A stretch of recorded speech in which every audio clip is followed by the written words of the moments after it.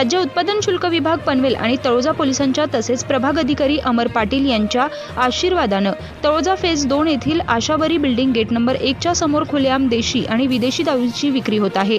कोणताही परवाना नसताना तसेच मोकळ्या जागेवर अतिक्रमण करून त्या ठिकाणी दारूची बेकायदा विक्री केली जात आहे।